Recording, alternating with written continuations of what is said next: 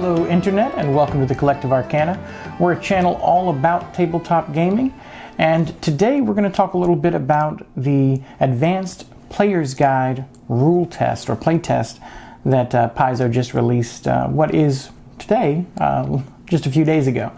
And I do want to say at the top here that a lot of these insights are coming from some friends of mine. Joey, who's really familiar with Swashbucklers in first edition. So thanks, Joey, for helping me discern what's different and what's improved.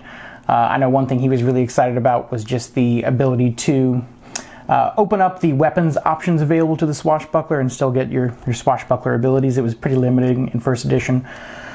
Shout out to Anthony, who you can see in the Jimmy video. If you haven't already, it's a great video where we talk about his character in my online game. He's actually ported over Jimmy into a monk, which is weird, and we might have to do a video on exactly how that went. But he is a big fan of the Oracle, and so he was really able to help me sort of pick apart the pros and cons of the Oracle. And of course, shout out to my wonderful wife, Sarah, for the witch, and tell me about all the things that she was most excited for about the class. So the playtest runs through December 2nd, but by all means you can continue to use this content in your games well after that. That's just how long they're going to be looking for feedback to adjust and tweak things. As far as what they're looking for, it's pretty much anything that you're experiencing with the classes. If you're not getting what you think that you should be getting out of them, or what you think was intended, or if you just want to mention to them things that you'd like to see added. So that is what the playtest is. It's primarily, or entirely in fact, a few skill things here and there, but primarily 4 new classes. The Investigator, which is sort of a Sherlock Holmes / Batman sort of detective type character. And the Oracle, who is a spontaneous divine caster that has attained some secret knowledge of the universe that is causing them dire pain, but giving them fantastic abilities to balance that. The Swashbuckler, which is a very over-the-top Errol Flynn, Robin Hood meets Inigo Montoya meets Man in Black from Princess Bride, sort of Three Musketeer almost type character. Very dexterous, very mobile, and definitely a high risk, high reward sort of mechanic to the class. And then finally the Witch, a prepared caster that gets to actually pick its magical tradition in much the same way that a sorcerer does. You make an early level choice, and that gives you access to either the arcane, primal, or occult spell lists. No divine, which is I'm not sure how much I agree with that. I'm not sure why it wouldn't be an option. Actually, I will, and we'll talk a little bit about that. I suppose I do understand why. But when we get to the Witch, we'll go a little more in depth there. So those are the 4 classes that are on offer here with the playtest. This is just the book. There's no physical version of the playtest, but we will have a link for you to go to Paizo's website and download the playtest. It's a small PDF, just the classes and, like I said, a couple of skill feats, I think, especially as they relate to the Investigator. But other than that, not really any new content. The idea is not to distract you too much from testing out the classes. As far as your feedback, and we'll put these links as well, and they'll also be on Paizo's website where you actually get the PDF. They have a couple of surveys you can take and fill out, and they also would recommend you go to their website's forums and just sort of talk about your experiences. I'm actually just about to convert both of my current games that I'm running over to 2nd edition. I was waiting for the Witch in one and the Swashbuckler in another, so this playtest has been a great boon to that. I was on the verge of trying to force a dex-based fighter on the Swashbuckler and some sort of a wizard or maybe even druid option onto my Witch, and neither one of them really wanted that, so very glad to have something here. And so with that, let me just assure anyone who's wondering as far as usefulness and actual application of these classes, these are not level 1 to 5 type little things. Certainly there will be more options added in the final build once the actual Advanced Player's Guide launches in July of next year, July of 2020. But you can totally take a character from level 1 to 20 with plenty of different options for builds and variety of character build. So I would definitely recommend, if you're already getting bored of the core 12 classes, or you just want to try something new and you're a player. So, you know, if you're coming from 5th edition, I recommend you check these out. You're going to find some things in there that are very different from what's on offer in that core 12 that they have over there. You're going to, you know, the Witch Patron is going to add a lot of that Warlock feel, though not necessarily the actual party role, but just that idea of someone mysterious pulling my strings sort of thing. And, you know, Swashbuckler is a very unique to Pathfinder sort of class. The Investigator, you know, we'll talk about that when we get to it. And the Oracle is a super weird thing. I don't think you'd... well, maybe in Matt Mercer's Blood Hunter, in terms of classes that punish you for using them the right way. But it's a fun mechanic. So without any further ado, let's go ahead and get started, and we'll go in order, and we will begin with the Investigator. So the Investigator is it's a very Sherlock Holmes type class. You get a lot of abilities for solving cases, but it doesn't necessarily have to exist solely in a mystery type campaign setting. You don't necessarily have to be playing with espionage, because most of those super detective type abilities that they get apply in all sorts of situations, from yes, social and investigations, but also into combat. They get a unique version of sneak attack, where the idea is that you watch a target and then you can roll some sneak attack dice based on spotting its weakness. They also come in a few different varieties just in this book. There may be more editions in the final version. We don't know yet. But even with just these 3 versions, you're going to have a lot to unpack and a lot to play with, especially, you know, if they expand out some feats a little bit. So you have the alchemical sciences option, which gives you a few little light alchemist options. I'm not entirely sure that you couldn't have just maybe dedicated it into an alchemist, but this is a great cheap way to get some of those features without having to sacrifice any of your build feats. So it does have some value there, but as far as a new character concept, I think that a rogue who dipped into alchemist could probably pull that concept off pretty well. But you know, we'll talk some more about the unique things that the Investigator build brings to that concept. The empiricism is basically you're all about raw data. Data doesn't lie, and that's sort of your game plan. So you get some training in knowledge skills, and you get options for ways to get more bang for your buck out of some of those skills. And then finally you have the forensic scientist, forensic medicine. And that is a character that A, can heal, of course, and B, is really good at finding out, you know, what's afflicting people, especially dead people.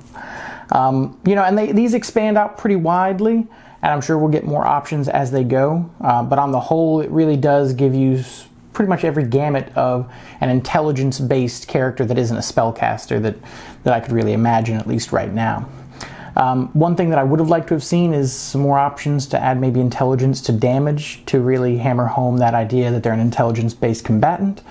But you really do feel the benefit of their knowledge checks. You know, knowledge checks allow them to give everyone attack bonuses against certain targets, and checks and things like that to discern weaknesses, and even identify what the lowest save a creature has, all sorts of things.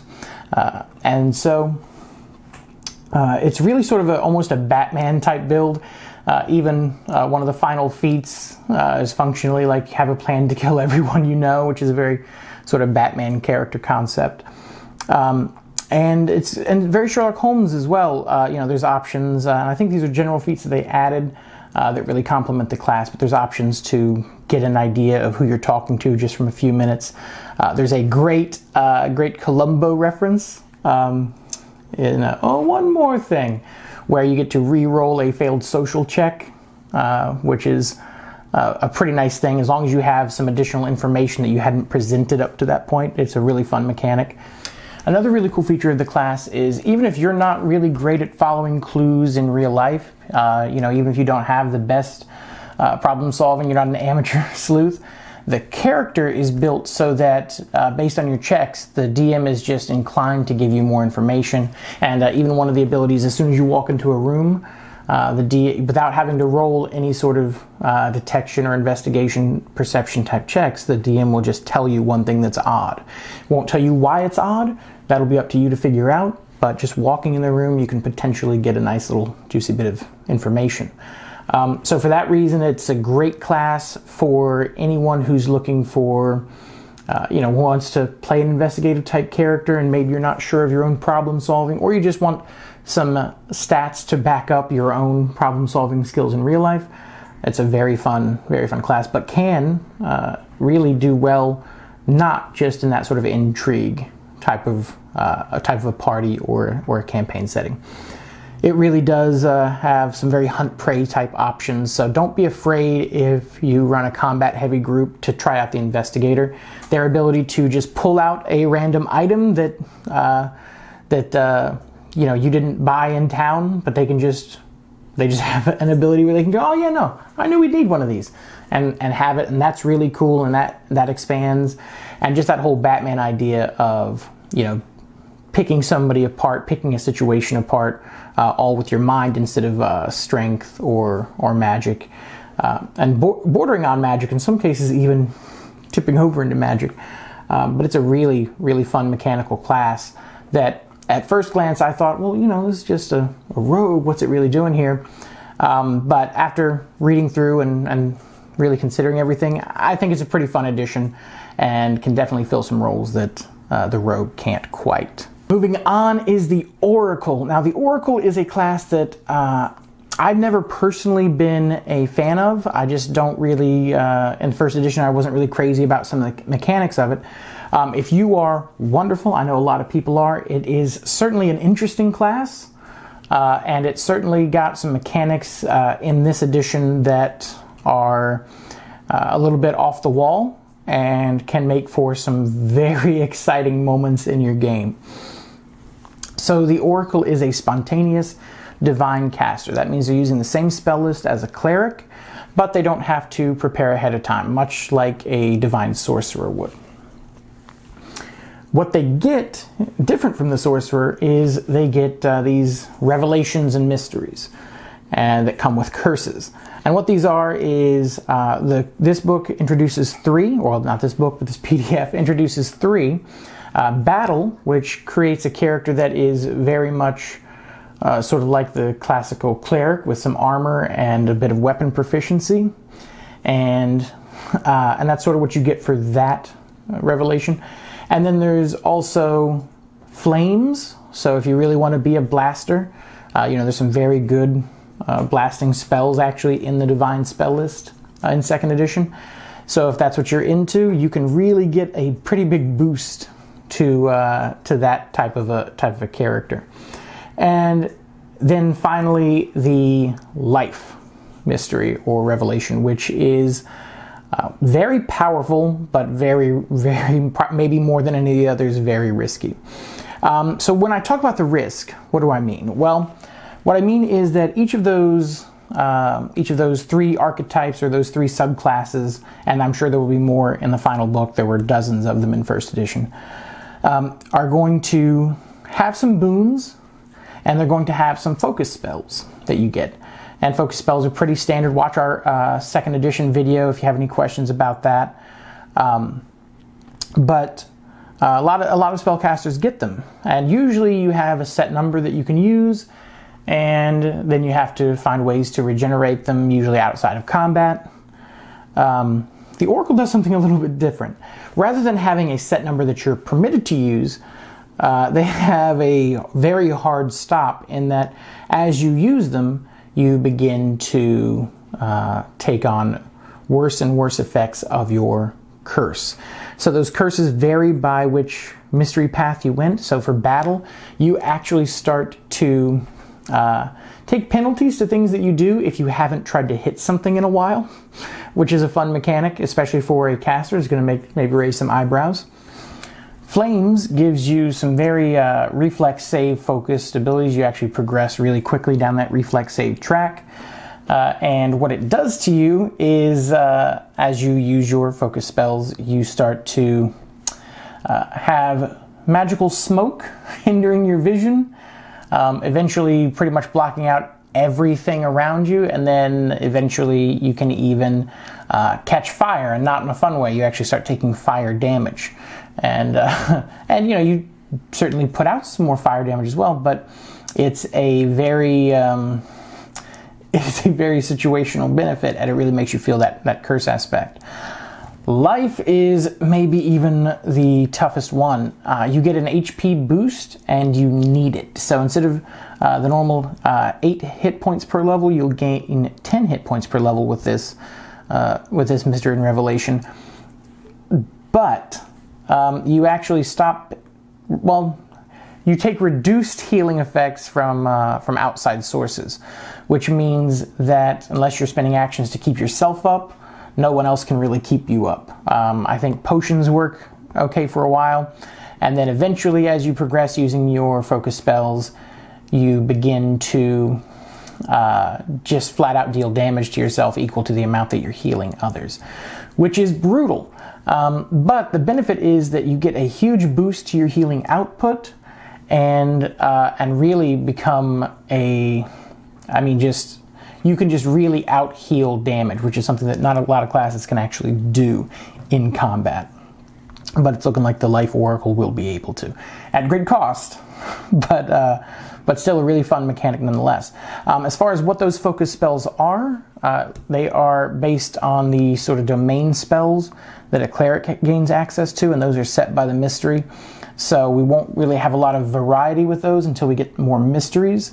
But nevertheless, there are some pretty cool effects, and it's just a really sort of odd class with, I think, a really high power ceiling, but also a really great way to turn yourself into a liability if you're not careful with how you're using those abilities.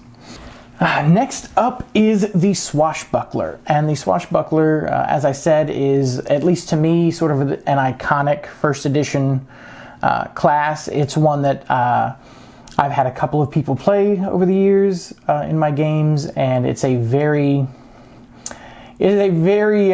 interesting sort of build. It's really not good at much besides fighting a whole lot of people at once, is really what it excels at in first edition.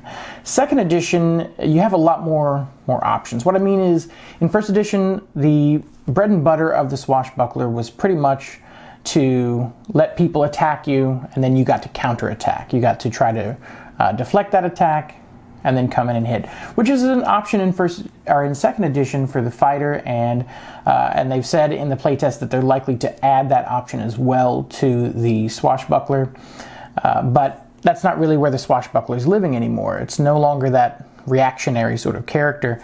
You have a lot more options to be proactive. You have some pretty intense mobility.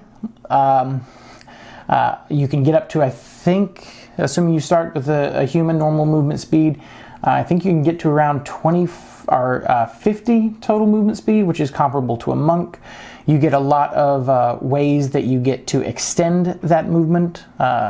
You get a lot of bonuses to running, jumping, climbing trees, sort of things. And all of that potentially gives you this thing called panache. And panache is sort of this, what used to work almost like focus points in first edition, where you had to earn them and spend them and hoard them. Now it's just sort of this binary on-off situation. It's not as simple as rage, where you can just say, oh, I'm raging now and I will be for the next minute on the barbarian. It's this concept of, basically, did I do something stupid this turn? If so, I have panache, and panache gives you speed boosts. It can give you raise your defenses quite a bit, and it gives you the option to use some really cool finisher abilities and retorts and things like that, which are, you have to check it out to get the full breakdown, but functionally it means that the more you put yourself in danger and the more you the more you basically instigate trouble, is the more you get rewarded with that panache system, and then the more you can use some of your more devastating effects, including an almost sneak attack type effect, and including a nice little way that you get to hit enemies that miss you in melee combat, and you can even eventually parry projectiles, including spells and rays. You can just, with your weapon, just deflect them back. It's a really, really fun class.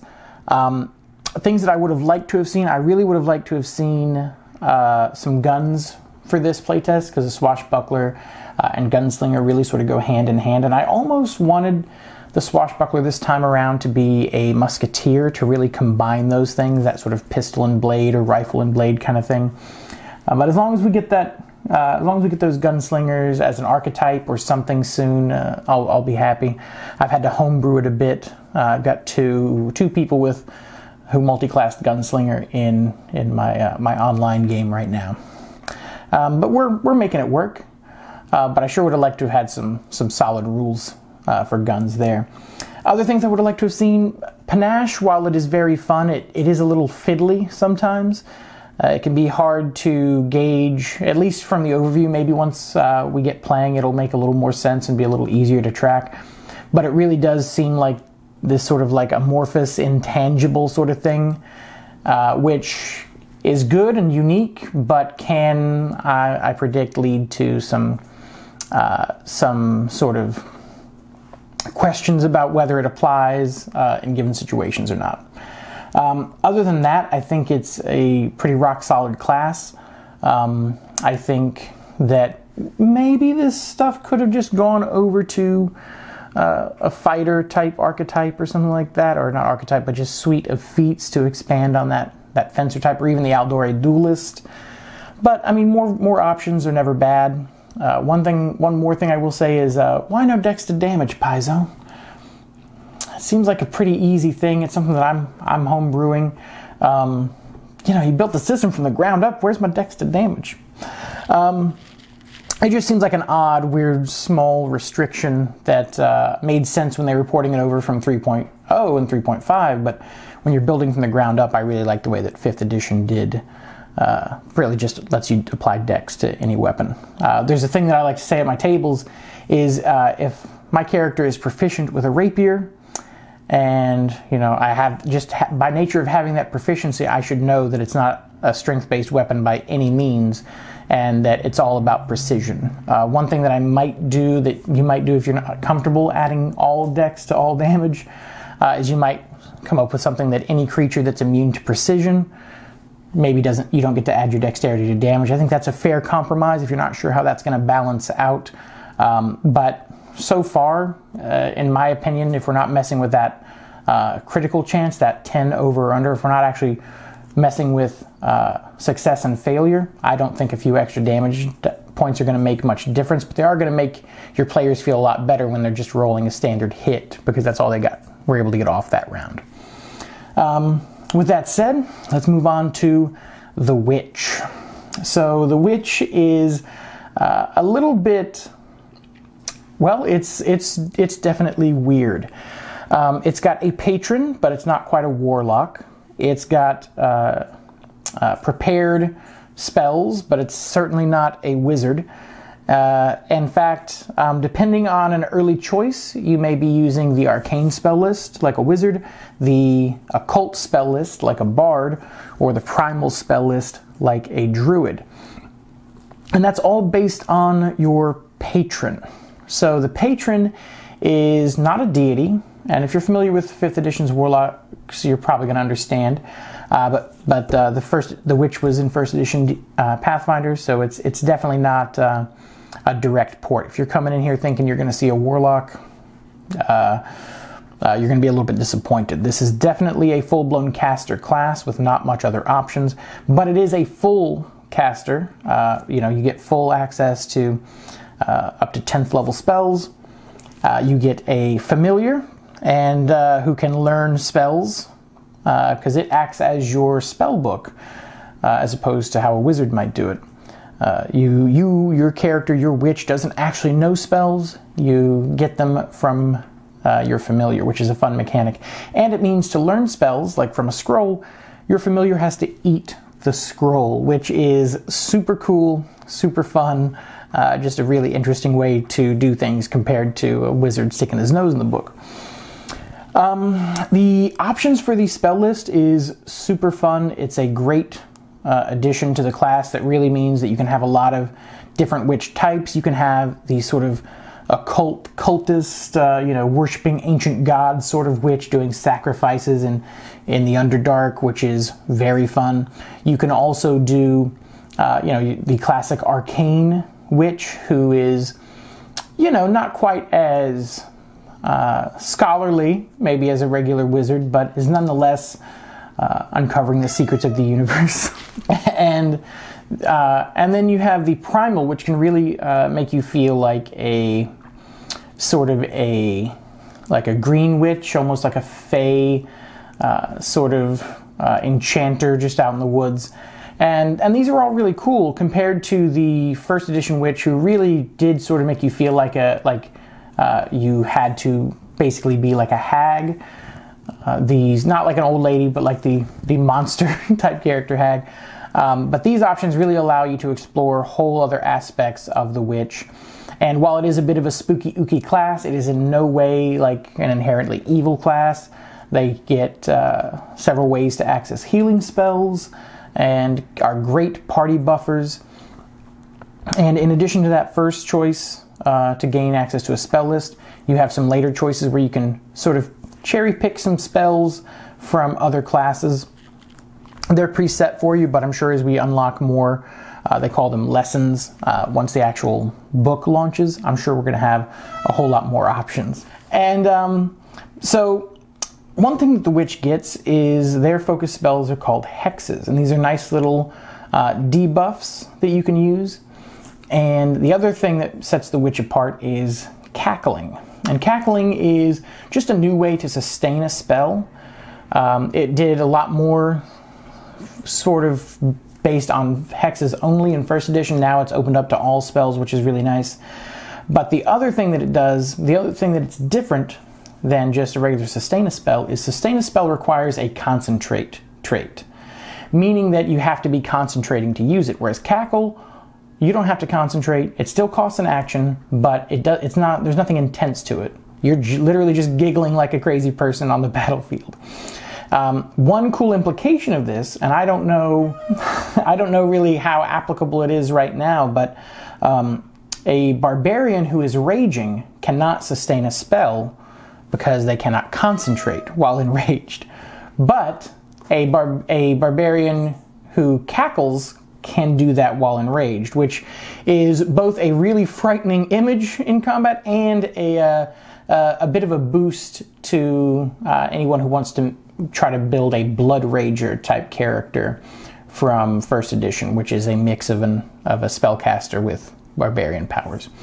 The witch gets some interesting options. They get a cauldron where they can brew potions. They get the ability to put some of their hexes, which are their focus spells, into bottles, and then they can even laugh into the bottle, which is just really flavorful and silly and cool. They can grow claws, they can strangle you, or they can beat you up with their living hair. It's a very, very weird class. One of the options that you have, one of the lessons you can learn, you get to actually attack a target with its own shadow.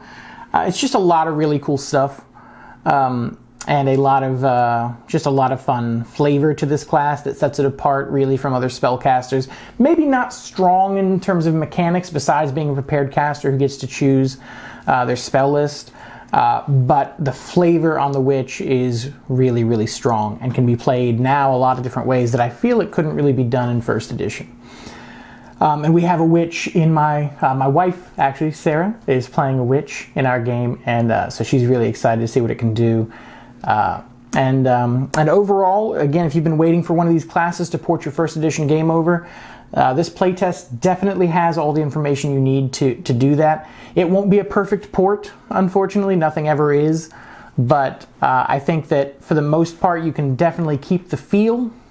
you may need to homebrew a little bit to squeeze in some options that characters are really attached to, but it's also a great opportunity to, you know, change things up and maybe see, you know, explore some other aspects of the character that you didn't before, and really just, you know, dive into second edition, which I think is mechanically overall about as good of a system as I've ever seen.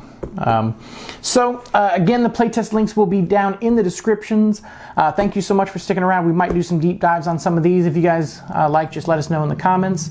Definitely try to, you know, get them into your games before the playtest ends so that you can get your input on those forums, on those surveys, which will also be linked. Don't forget to like and subscribe. We really do appreciate it. We're still a new channel, and the more feedback you give us about what you like seeing is the better we can make sure we're continuing to give you that sort of content. So thank you so much for hanging out. Thanks for joining the collective.